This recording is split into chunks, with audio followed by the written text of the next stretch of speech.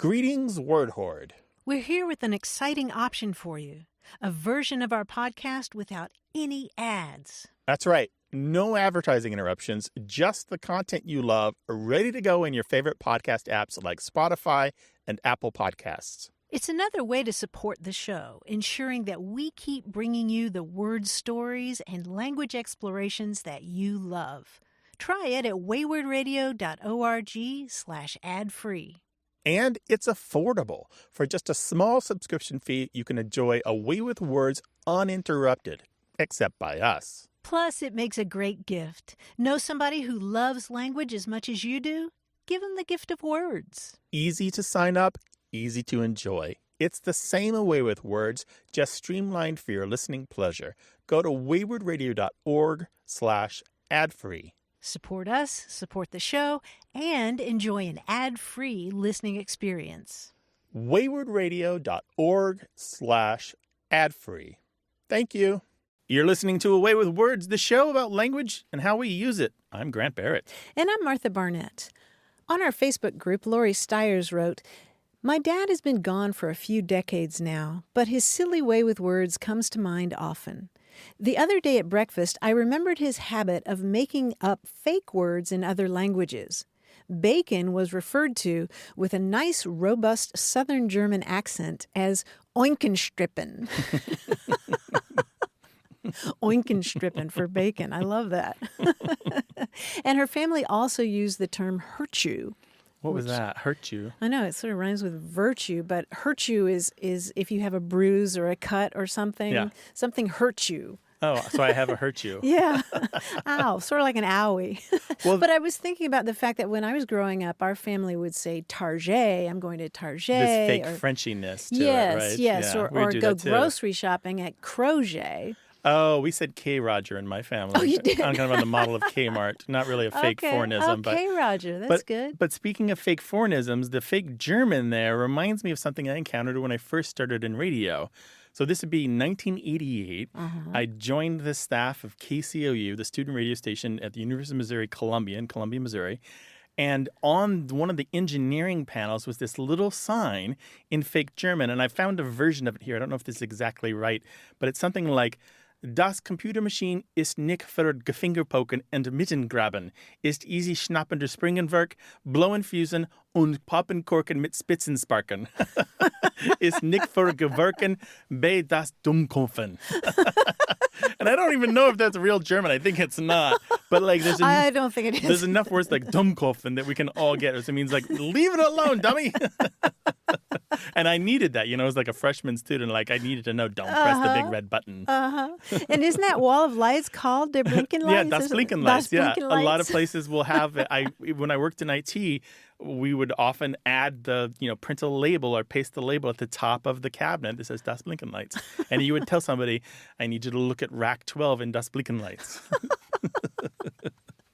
Well, I'm betting that your family may have had some terms like that. We'd love to hear about them. Call us 877-929-9673 or send them an email to words@waywardradio.org. Hello, you have A Way with Words. Hi, this is Scott from Susanville, California. Hi, Scott. And hi.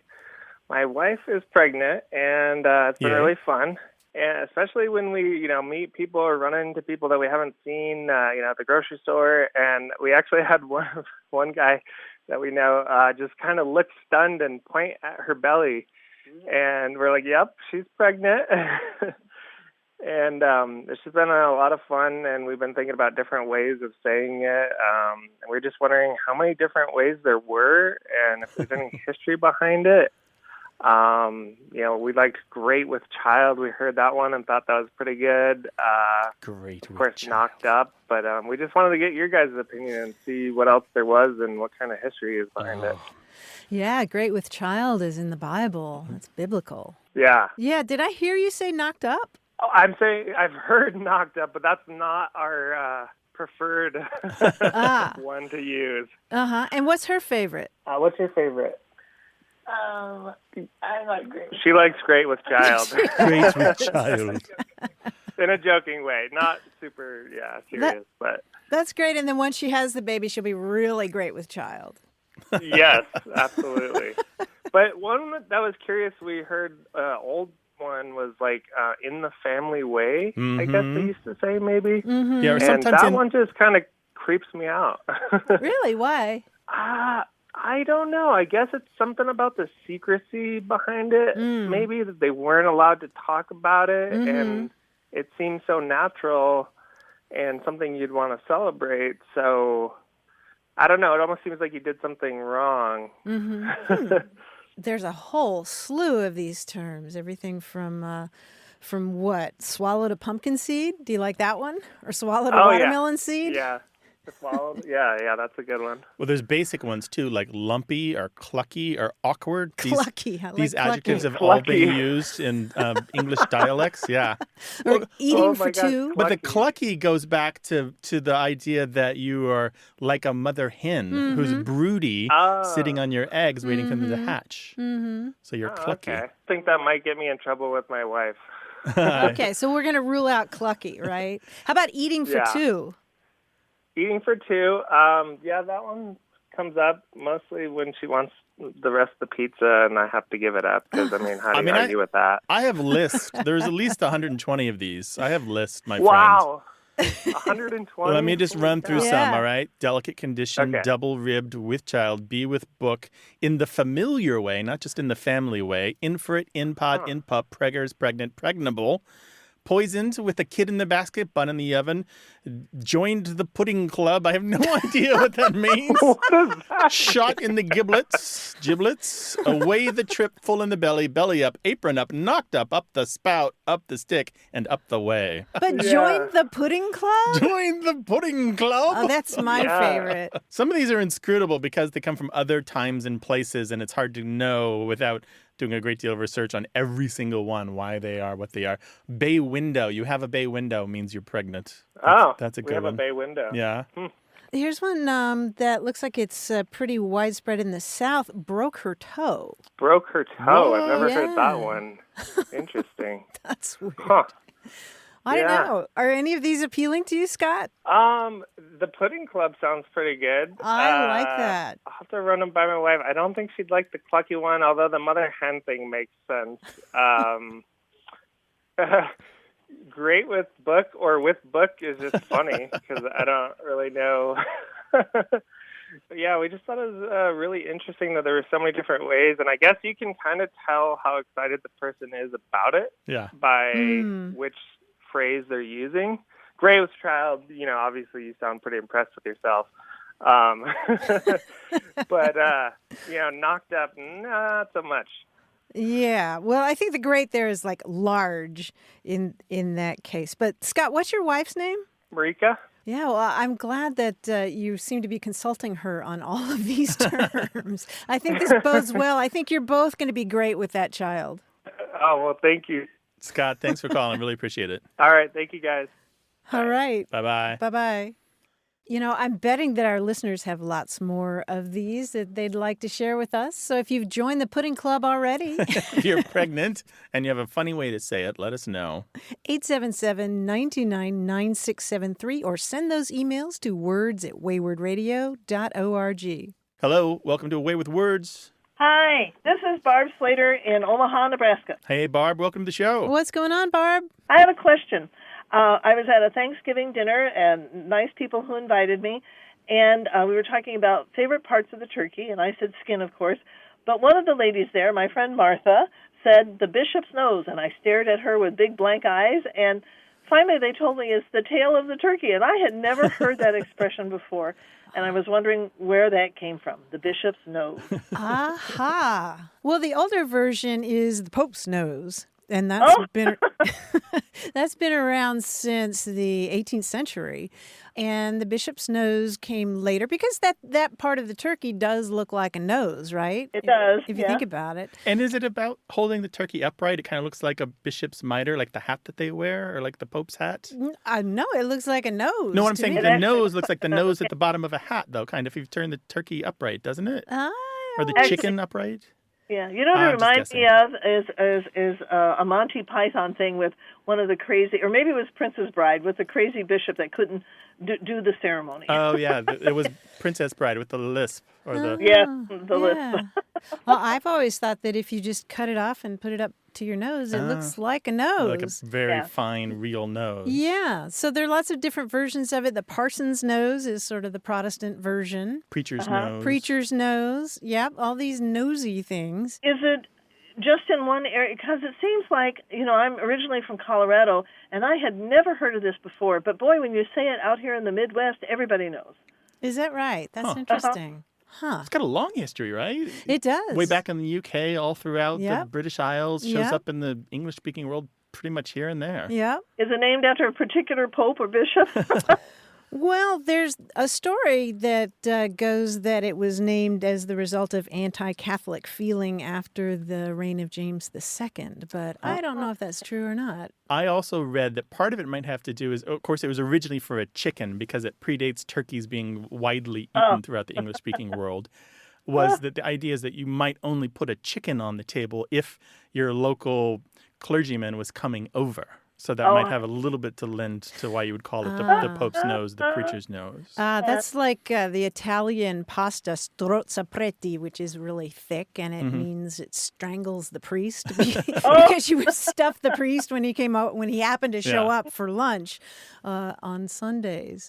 But the Pope's nose or the parson's nose. Do you like that particular part of the turkey? No, not really. But I like the name, the bishop's nose, and it just made me laugh. Go ahead.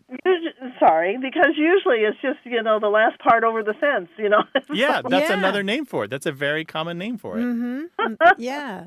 Or the north end of a chicken flying south or something, or turkey flying south, something like that. It occurs to me there's one other term for this in French, le solilès, which literally means something like only a silly person wouldn't eat it. Oh. Well, there you go, Barb. It's widespread. It's not just you. And I agree. It's very vivid, very colorful. Yeah. Thank you guys so much for being a good reference place.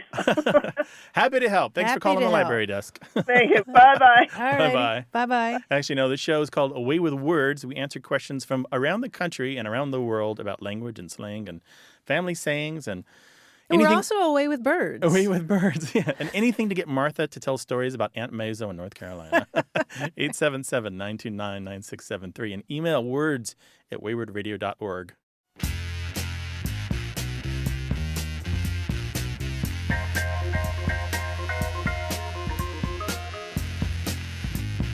If you describe somebody's prose as lapidary, it's a compliment, right? Mm-hmm. Lapidary prose has been used since the 1700s to mean things that have the elegance and precision of inscriptions carved on stone monuments. Oh, nice. How nice is that? Yes, and you can hear the Latin word lapis in there, which means stone. In that word lapidary, you also see lapis in lapis lazuli, the beautiful blue stone. Precious blue stone, yes. Or lapidary, the term that's used for gem cutting. Oh, okay, gotcha. And the other place that you see that root, which is super cool, is in the word dilapidated. It comes from a Latin word that means to scatter like stones. So kind of fall to rubble or fell to rubble. Exactly. Okay, very good. How cool is that? That's cool. Well, if you want the history behind a word, you would be surprised. 877-929-9673. Send the longer thoughts and email to words@waywardradio.org. And you can talk to us on Twitter. That's WAYWORD. This show is about language examined through family history and culture. Stay with us.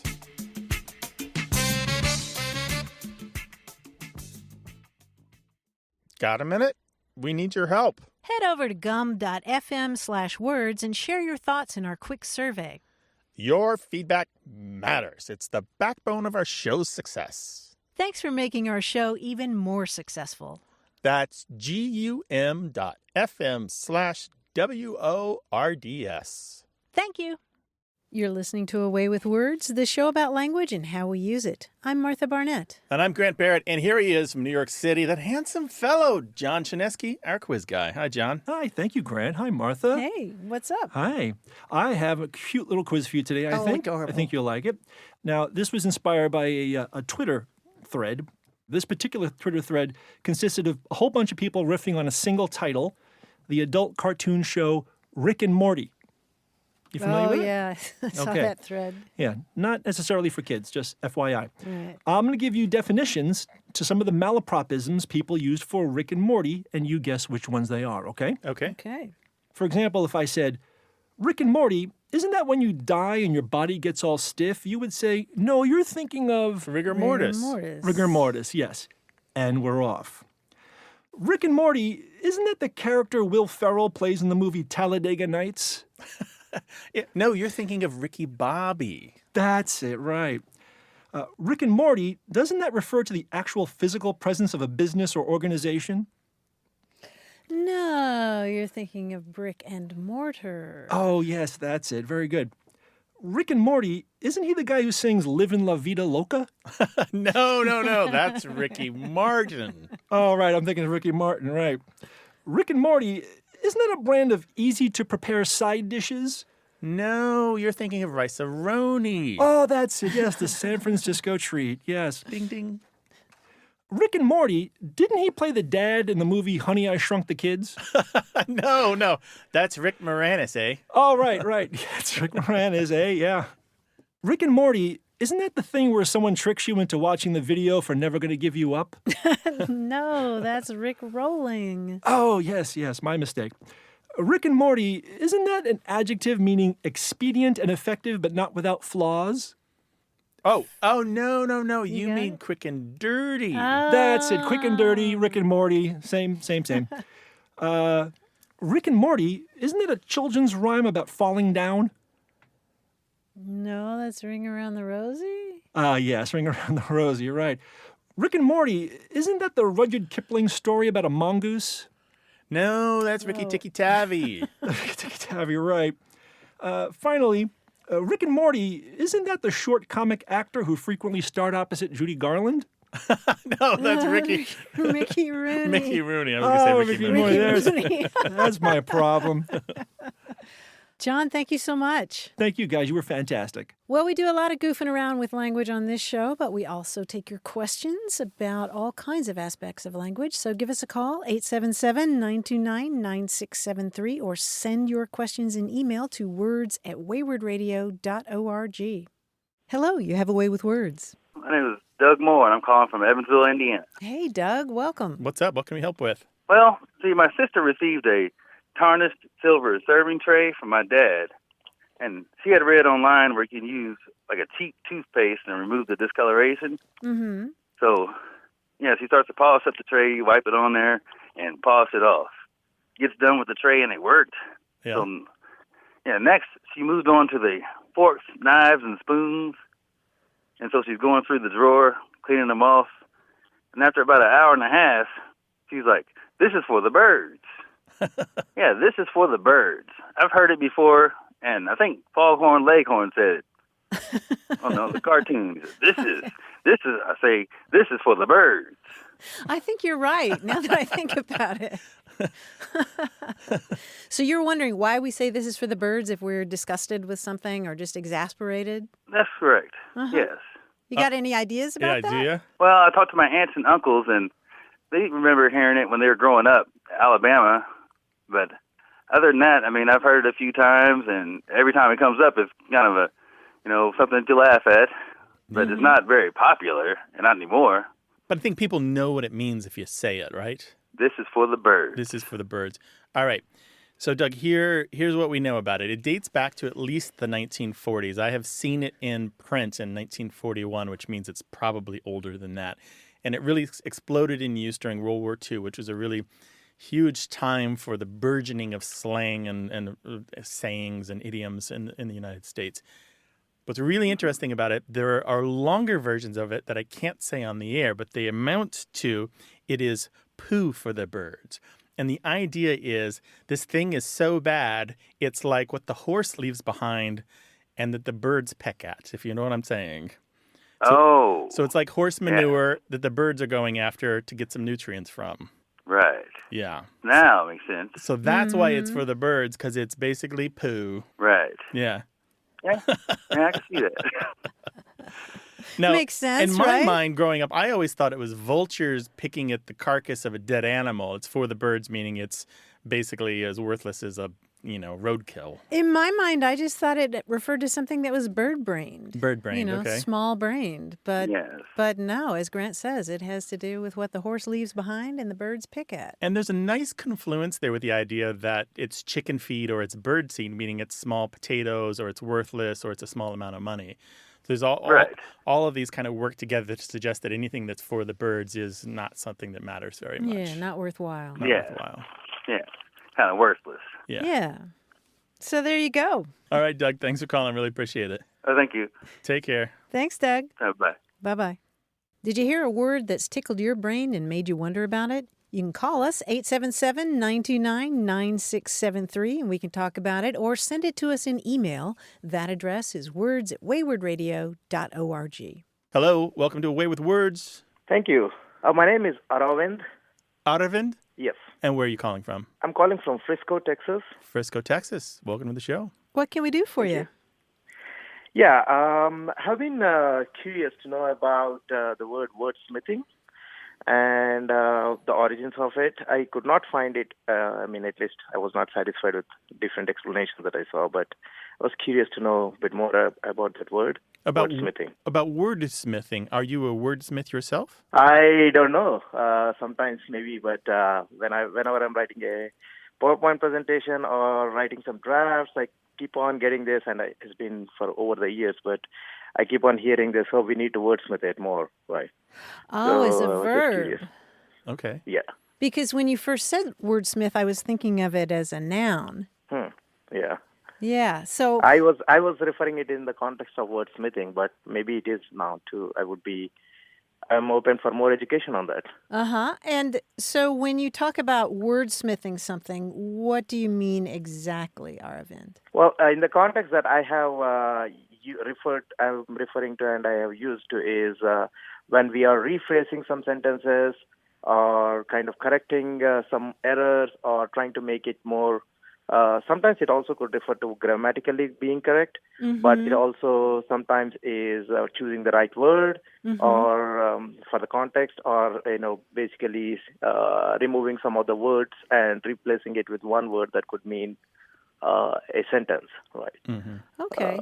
Well, that makes sense. And of course, the smith in wordsmith or wordsmithing has to do with the old practice of somebody working with metals, like a blacksmith, somebody fashioning something. And you do that when you're wordsmithing. You do that with words. You fashion them and make them fit.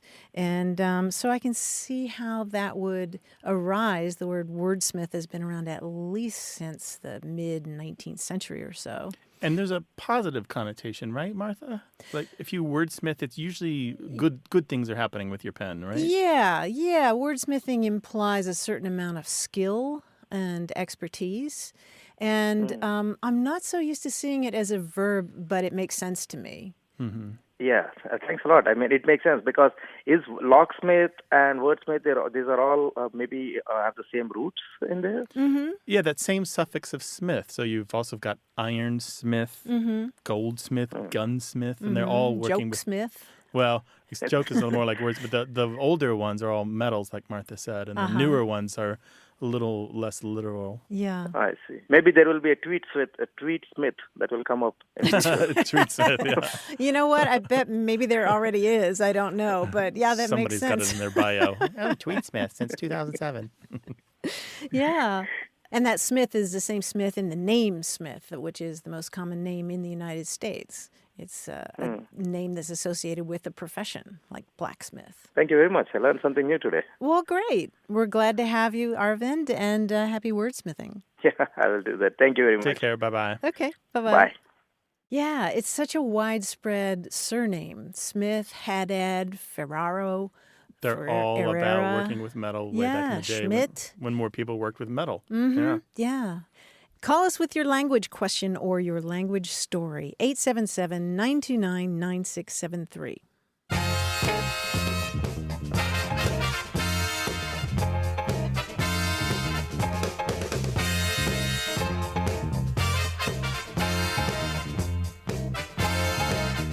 We talked a couple of weeks ago about grammograms. Those are letters that have meaning because you sound them out. We got that letter from the guy who makes wine, and they put the letters MT on vats to that mean are empty. Mm-hmm. Yes, and we were wondering if that occurred in other fields.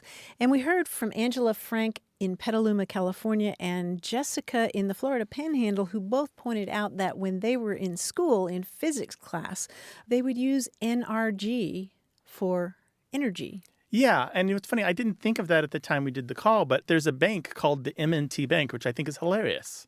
M&T? So they have an ampersand between the M and the T, but it still looks kind of like empty bank. Oh. I'm sure they know this, but still. I hope they know that. Yeah, they better make that ampersand really big. 877-929-9673. Hello, you have a way with words. Hello, this is John Taranko from Ludington, Michigan. Hey, John, welcome to the show. What can we do for you? Oh, gee, I have a phrase that my mother-in-law uses all the time, and we do not know of its origins. Oh, boy. The phrase is, you're breathing a scab. Ew.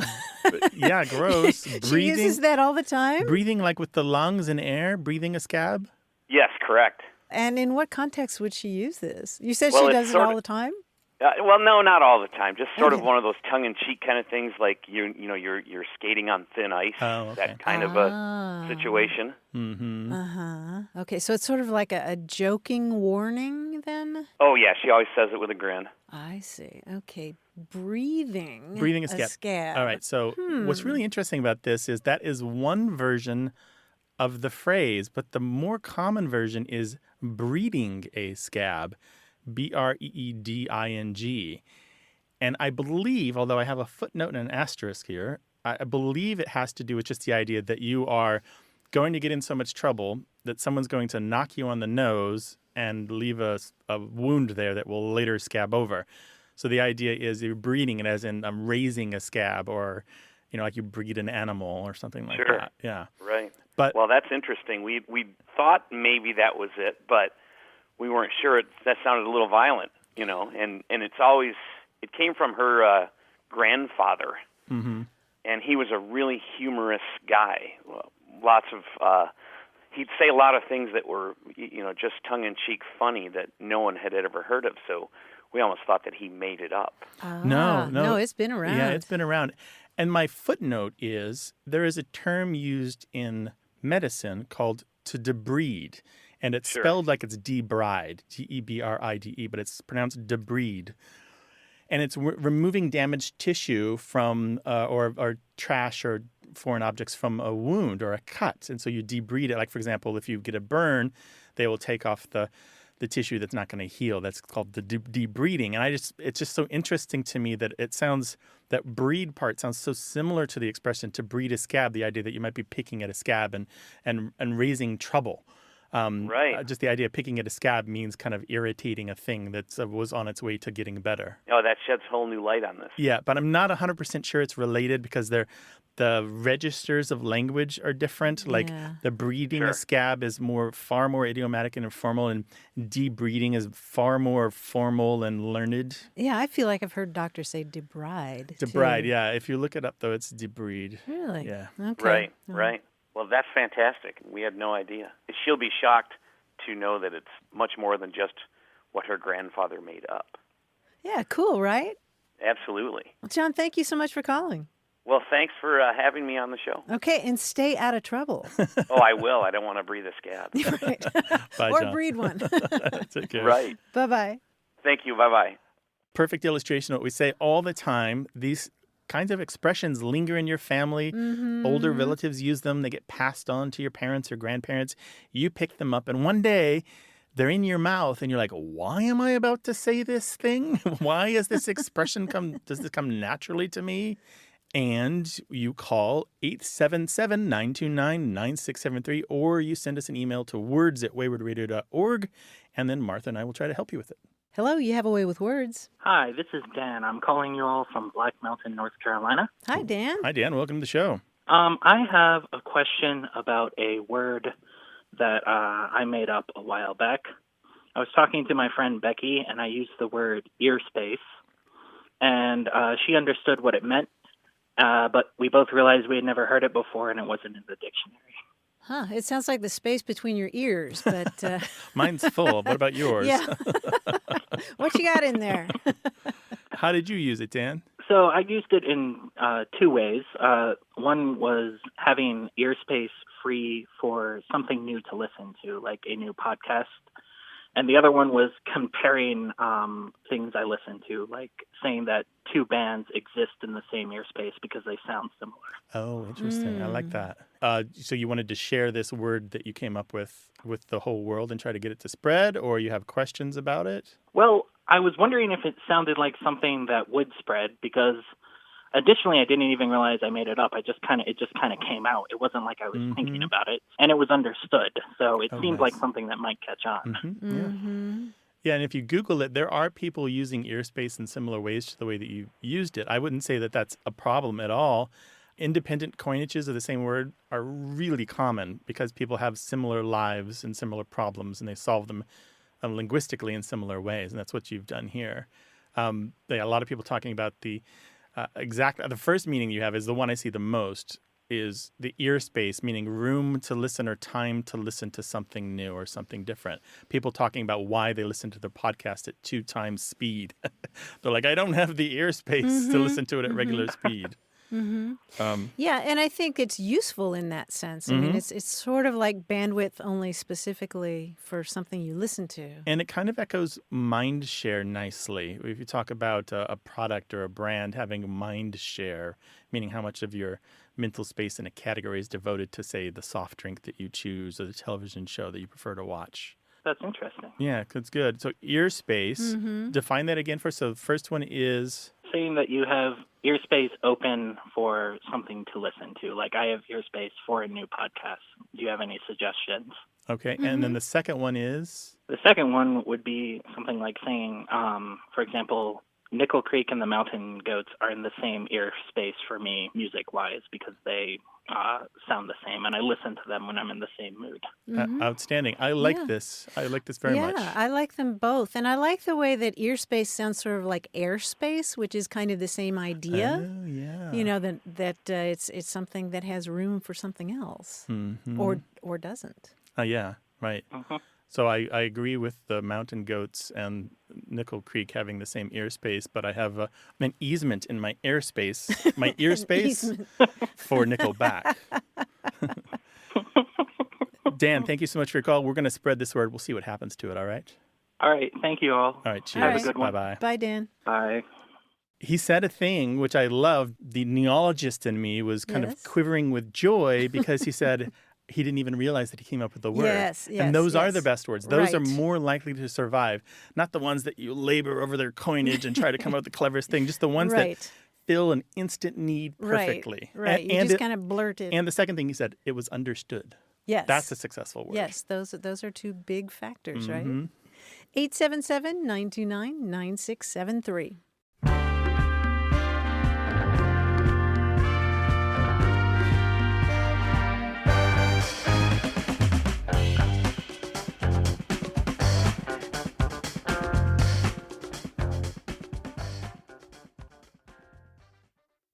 Hey, we've got something special for those of you who love our show but could do without the ads. That's right. Imagine a way with words, the same engaging conversations, the same deep dives into language without advertising interruptions. We're talking about our ad-free podcast feed. It's sleek, clean, and it's just for our supporters. It's at waywardradio.org/ad-free. It's inexpensive, easy to sign up for, and works with all major podcast apps like Apple Podcasts and Spotify. It's an affordable way to support the show and get a seamless listening experience.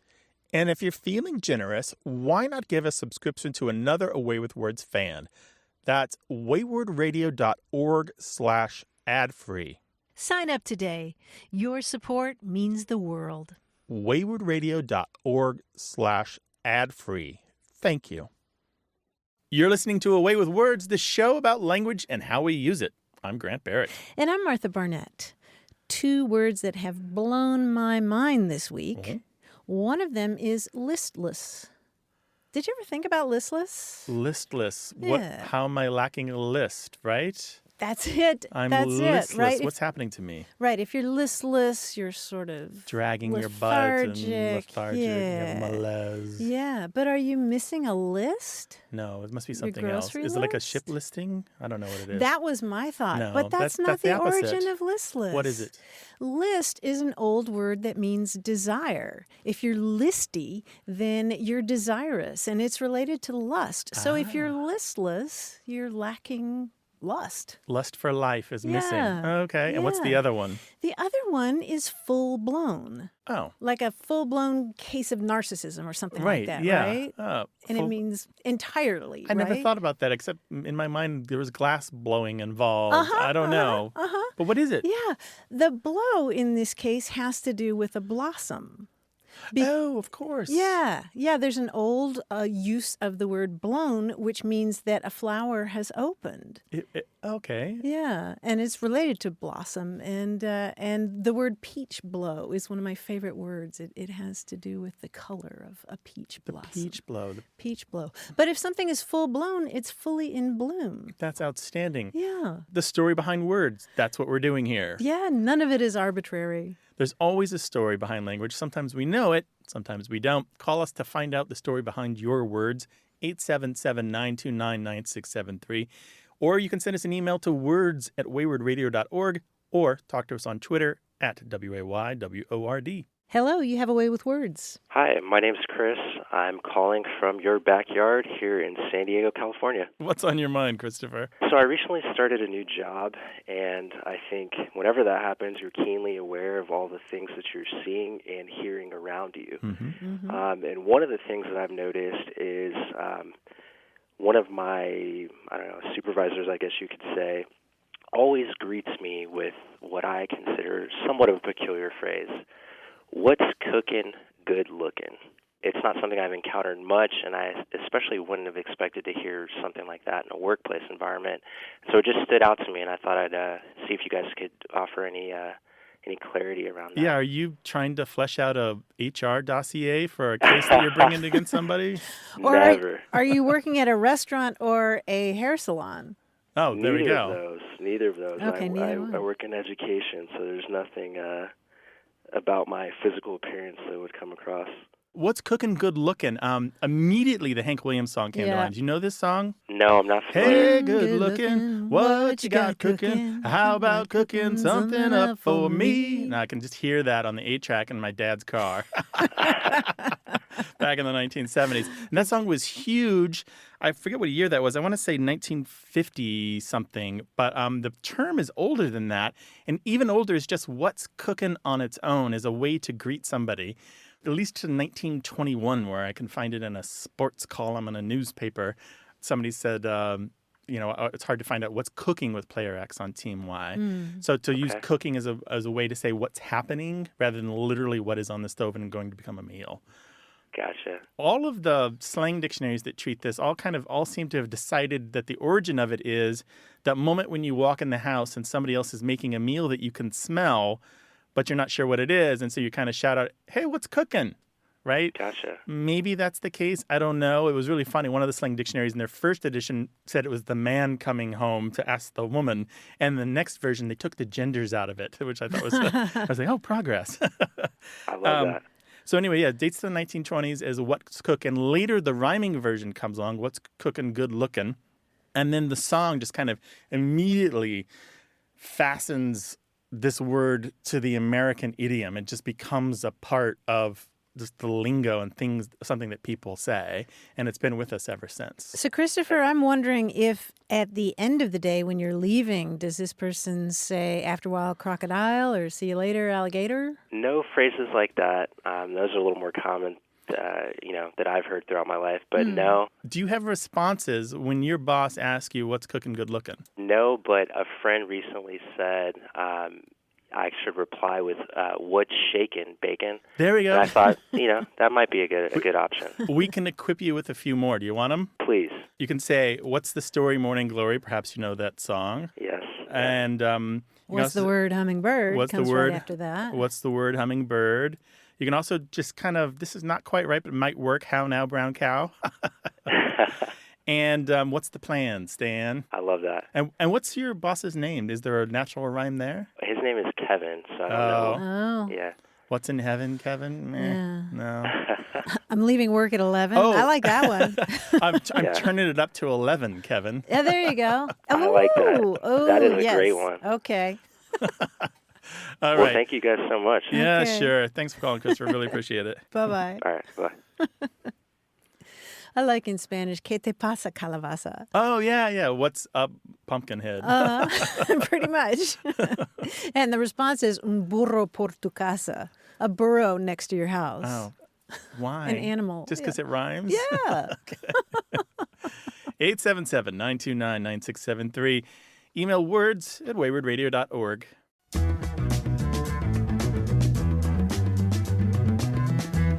Not long ago, I was talking about the term gram weenie, which is a hiker who measures out every single gram that he or she is carrying so that they're like ultralight hikers, They're right? obsessing about, like, they don't even carry pennies because they're too much extra weight. Oh, exactly. If they have pills that are in foil, they're cutting around the foil. Really? Yeah. Oh, yeah. Wow. Do they shave their heads before running? They probably blow their nose and all that. Anyway, Graham Weenie, that reminded Jan Kunze of San Diego of the story of Bill Lear, who invented the Lear jet in the 1960s.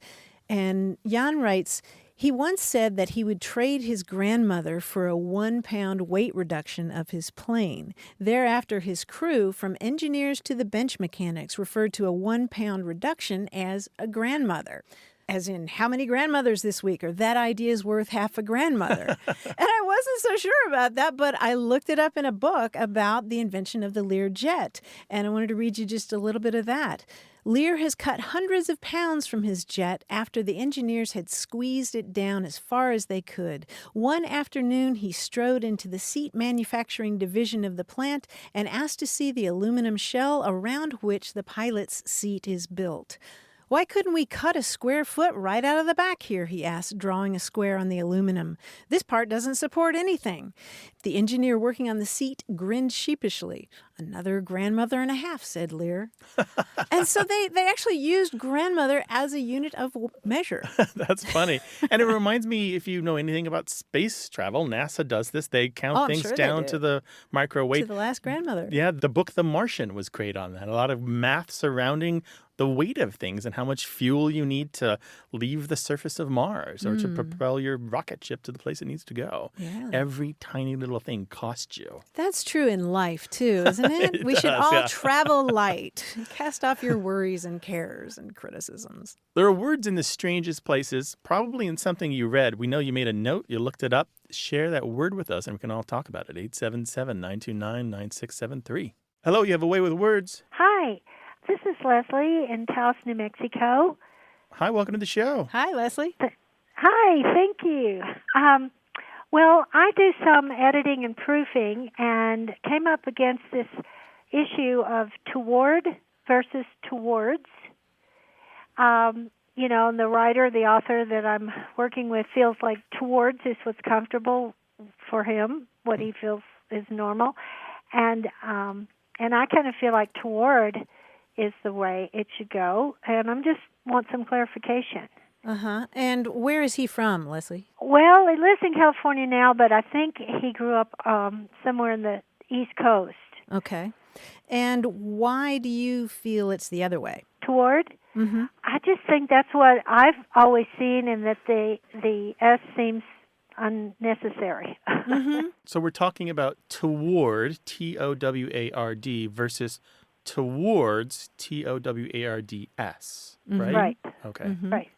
And there's a pretty simple distinction. It's much more common in the UK to say towards with the S on the end, and it's much more common in this country to say it without the S on the end. Okay. would he be grammatically incorrect if he wants to keep the S? I wouldn't say he'd be grammatically incorrect. I mean, it's not really about grammar. Yeah, it's more like about style. So stylistically, whatever the house style guide is. So if you, say, are the editor of a book publishing company, you might have house style that says, even though you have an American audience, you might prefer the S on toward, and that would just be the way that you would do it. So, Yeah. But by no means is it clear-cut. Certainly, as the internet over the last 20-plus years has exposed more Americans to British writing and more British to American writing, it's become more kind of confused. Okay, because he likes to write in his speaking voice. Very interesting that you mentioned that, Leslie, because I was just about to say, now that I'm thinking about it, when I'm speaking, I will say towards. Yeah. But when I'm writing, I don't use the S. Interesting. Isn't that funny? Yeah. And I guess that's just the way he grew up. He reads a lot of, in his field, he reads a lot of British writing. Maybe. a lot of British academic journals. Maybe just he picked it up. Yes. But in any case, it's not a major style error or violation, but I would be consistent throughout the document that you're editing. Whichever you choose, make sure you stick with it. Okay, well, thank you. Sure thing. Glad to help. Okay. Thanks, Leslie. Bye, Leslie. Bye-bye. Bye-bye. And, the great thing is that it's a written document because there's the whole difference of opinion. Yeah, the pronunciation of Toward, the kind of, how shall we put this, classic, maybe even elitist pronunciation is toward, Tord. But many, many, many, many people throughout the English-speaking world, throughout the Anglosphere, say toward. They say it toward. They say it like it's written. They pronounce the W. It's 2 syllables, not 1. I think I grew up saying it 1 syllable, toward. With the W. So there's 3 pronunciations there. So toward, toward, and toward. So I'm glad Leslie didn't call about that. Yeah, well, I think we've cleared that up anyway. Have we? Say whatever you want and go forth. No, it's kind of it's almost to the point of being snobby to insist that someone say toward, because it is so incredibly rare these days. Yeah, I wouldn't worry about it. At least in this country or this continent, people tend not to say toward. Right. And it's a word that comes from toward, to in that direction, right? Mm-hmm. Yeah. Bring us your language disputes, 877-929-9673, or send them to us in email. That address is words@waywardradio.org.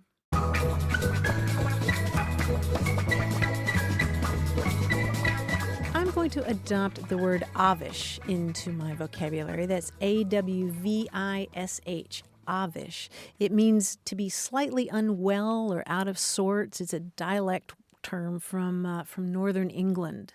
Avish. And it can also mean dull or half-witted. I was looking at a 19th century dictionary that says, a person feels avish when he's been up all night and finds himself in a third-class waiting room at the railway station before breakfast next morning. Avish. Avish. A-W what? V-I-S-H. It might be a version of half-ish, halfish. And it might also be a version of offish, a little bit off. Oh, offish too. Yeah. But I like that, just for that term where your teeth feel like they're wearing sweaters. No, I know that feeling. Yeah, and one shower wouldn't be enough. 877-929-9673. Hello, you have a way with words. Yes, this is Ramon. We are calling from Carson City, Texas. All right, what's on your mind? My kids wanted to know exactly where the word supercalifragilisticexpialidocious came from. Could you spell that, please? Supercalifragilisticexpialidocious. Have they been watching Mary Poppins? They have, and one of my sons was singing it while we were listening to you guys a few weekends ago, and then that's where we're trying to understand is just exactly how that word came to be. Yeah. And now we've administered an earworm to all of America.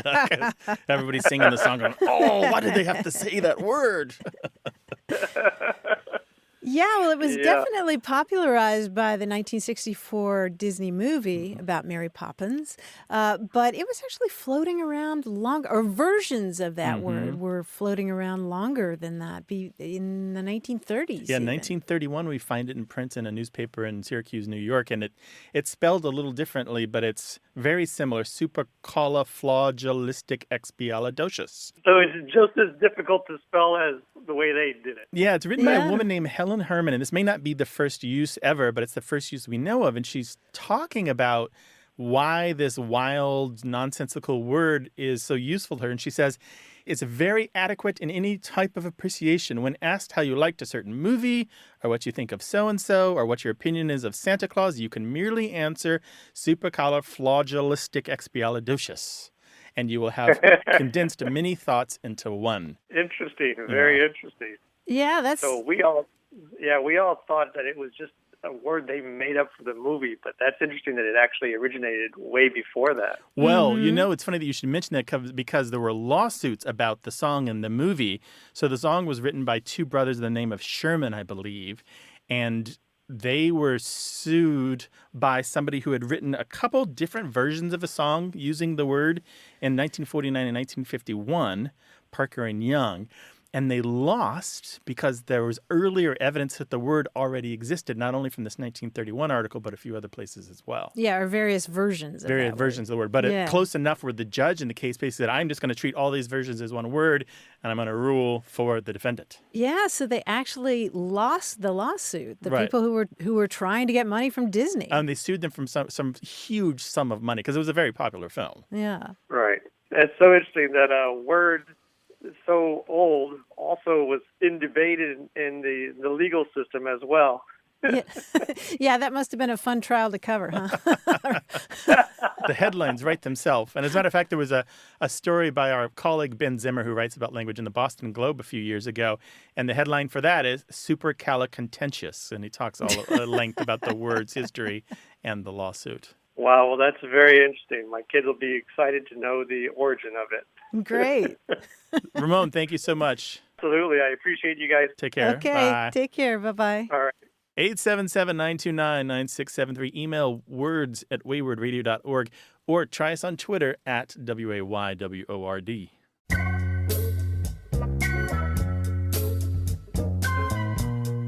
We were talking earlier about the fatty bump on a turkey that's sometimes called the parson's nose or the pope's nose or the bishop's nose. If you want the scientific term for it, please. It's called the Europygian. The Europygian. Yes. I think I hear similarities to calipigian in there. You do. You do. Let me spell it for you. Okay. Uropygium. Europygium. Pygium. Okay. And the pidgey part relates to the rump or the rear? That's right, the rump or the rear. And you're exactly right. Calipigian in English means having a beautiful butt. Okay. Yeah. Calipigian. Yeah. And for some reason, I don't know why the pronunciation changes, but the term dasypygal means having a hairy butt. That's another scientific term. A lot of people are writing that word down for later use. 877-929-9673. Want more Away with Words? Listen to years of past episodes at waywardradio.org or find the show in any podcast app or on iTunes. Our toll-free line is always open, so leave us a message at 877-929-9673 and we'll take a listen. We love to get your messages at words@waywardradio.org or hit us up on Twitter at WAYWORD and look for us on Facebook. This program would not be possible without you. Grant and I are out to change the way we listen and think about language, and you're making it happen. Thanks also to senior producer Stephanie Levine, director and editor Tim Felton, director Colin Tedeschi, and production assistant Emma Kelman in San Diego. In New York, we thank quiz guy John Chinesky and that master of keeping it real, Paul Ruist at Argo Studios. Away with Words is an independent production of Wayward Inc. From the Recording Arts Center at Studio West in San Diego, I'm Martha Barnett. And I'm Grant Barrett. So long. Bye-bye. Hey, listeners, we have a favor to ask. We'd love for you to fill out our listener survey at gum.fm/words. Your feedback is crucial. It's quick, and it helps us make our show even better. It shapes our show, helps us plan, and ensures we're bringing you the content you love. That's gum.fm/WORDS. Thanks for being a part of what we do. Thank you.